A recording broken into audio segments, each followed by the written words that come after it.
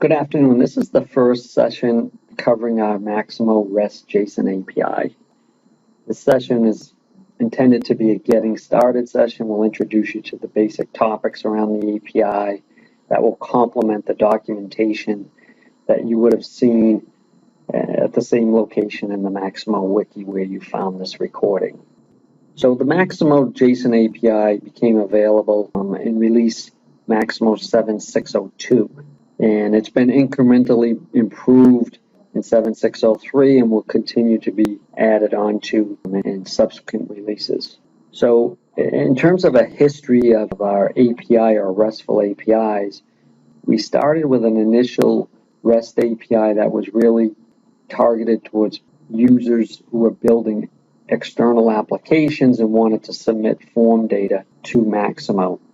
And that REST API can accept query parameters, but for posting data, it can accept data as form data. And the response for both of those would include JSON data. The one thing it didn't support was pushing JSON as part of a request or a post. After that, in the 7.5 release, we started introducing what we called the Oslc Api. And this API is surrounding an IBM-driven standard called Oslc, which had a RESTful API in addition to other capabilities. The RESTful API portion is being used by Maximo Anywhere, the mobile solution, and we continue to support that and the prior REST API. But what we've evolved into is this new REST API, new JSON API. Think of it as a pure JSON API, using JSON on the request and the response.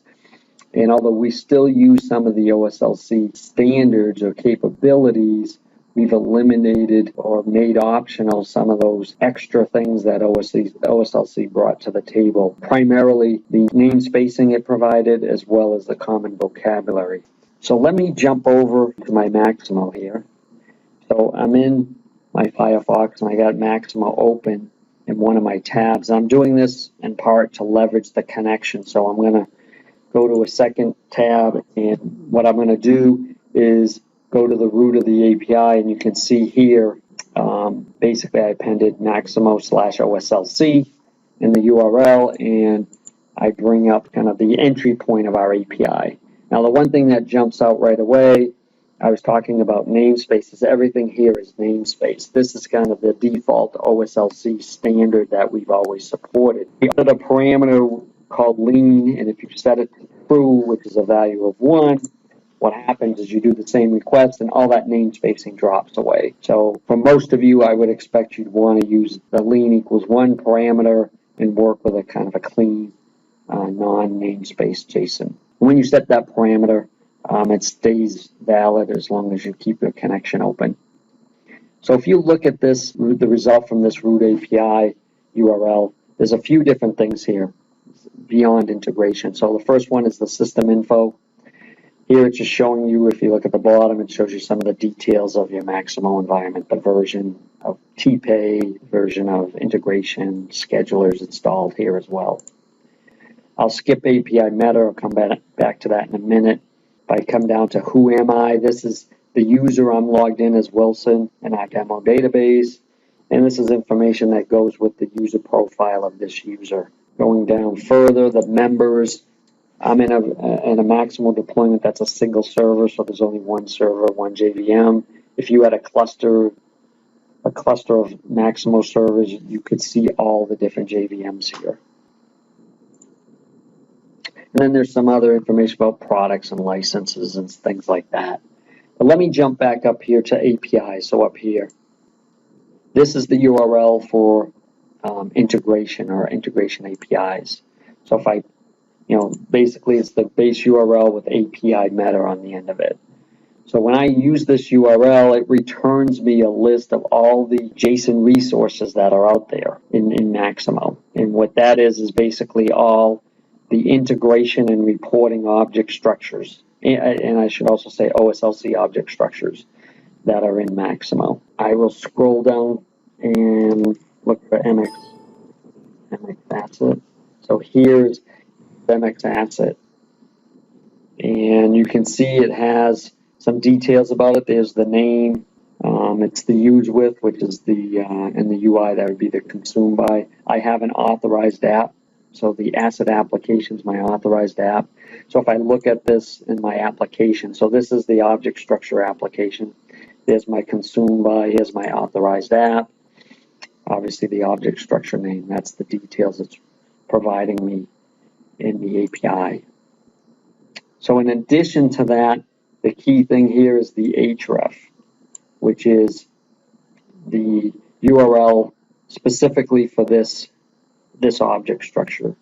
So by appending the object structure name to the URL I started with, it'll give me everything for this specific object structure.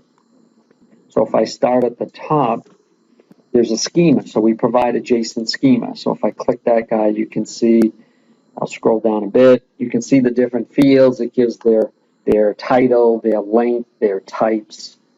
You know, there's a Boolean, upper, you know, all the standard stuff that you would see from the data dictionary, the DB configure app, or the max attribute table inside of Maximo. In addition, you see, so I'm scrolling down a bit, you see just, you know, some fields as I showed before, the authorized app, the use with, the object structure name itself. And then there's two sections here. There's the creation factory down here, and then up above is the query capability. So these URLs, the creation factory is the href in the creation factory is the URL that twist that open. I think I closed it there. That's the URL that you would use when you're doing a post. So when you're going to create an asset, you would post with that URL, and that would support creating an asset. You provide a JSON payload that had enough data to create a valid asset. Up above here is the query capability. So the query capability is a couple of things. The first is the one named all. Every object structure will have one. This is the query that'll give you a list of all assets. When you think of these URLs in this section, think of the list tab on the asset app. It's giving you a list of assets. This one obviously is giving you all of them. Below this are three queries. These are saved queries within the asset application, and they're made available to use through the API. So if someone was accessing Maximo from the outside, from an external application, they could query, let's say, IT stock assets, much in the same way that you could use this query in the asset list, in the asset application on the list tab.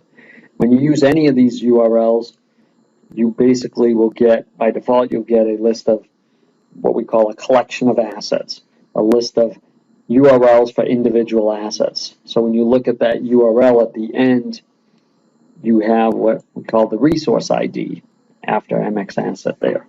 And that's the internal, kind of a converted value of the internal ID of the asset record.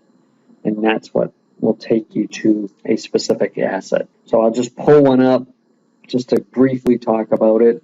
You can see obviously the asset numbers there, and basically what you're seeing here is all the properties of the asset. So this list is driven by the, just like integration, it's driven by the configuration in the object structure based on what persistent and non-persistent columns are marked as excluded and included. This list is driven from that. In addition, it has URLs that would take you to child objects. So this is asset user cust. If you scroll down, there's the asset spec. Below is asset meter. So if you click those URLs, and if there's data there, you'll see a meter, or you'll see, you know, specification attributes if those exist. But other than that, you know, you're basically getting all the data that has a value in Maximo from the asset object structure. Before we wrap up, I wanted to just throw out some reminders here of some of the stuff we just covered, and just point out a few things. First, again, the base URL or the root URL is listed there as the first bullet, and then the integration URL, the API meta, is for integration. I have a URL here. You can see our API documentation in Swagger if you just use API HTML. So if I jump back to my Maximo, and what I'm going to do is go API.html, and it's going to build a list of all the resources that are defined in the system in this kind of nice format. If you're familiar with Swagger, you'll recognize the format. And you can see it lists all the object structures. Here's asset, and when you open them up, it gives you the different flavors of the operations.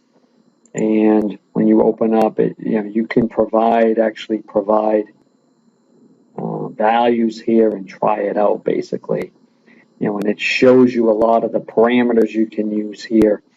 This would go hand in hand with the documentation that we have on the wiki page, where we talk about these various parameters that you can use to help you with querying data using the API.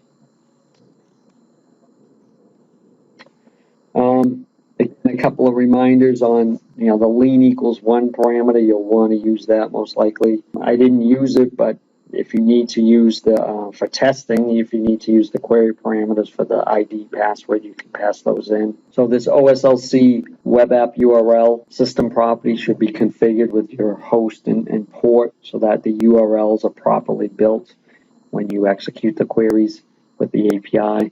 And then the last bullet there is we have a Java client library in GitHub. The easiest way to find is just Google Maximo REST Java client, and you'll get to a page. And if you want to dig through that information is available online. So this wraps up our initial session on getting started with our API. Please take a look at all the documentation we provided and provide us feedback as you work your way through the API. We'd like to hear it, and hopefully you'll have good success with it. Thanks.